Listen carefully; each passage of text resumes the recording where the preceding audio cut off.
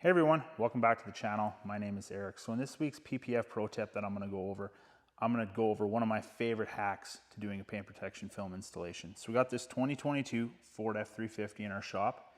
I'm doing a bulk hood installation on it. Now, these hoods, they've got all these ridges along them on both sides, in the middle.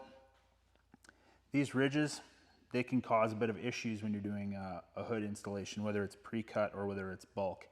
Now, if you don't have enough slip solution underneath the film and you start to stretch right across these ridges, you may end up with like stretch marks or all kinds of adhesive disturbances, which over time, they may disappear a little bit in the hot sun, but it's highly unlikely that they'll completely disappear.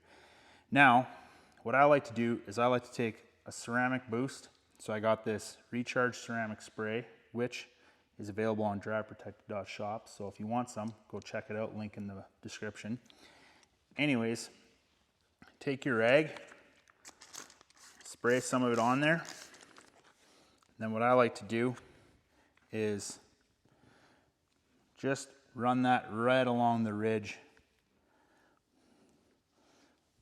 So I always do this after I've prepped the hood and I've wiped it down with my isopropyl alcohol.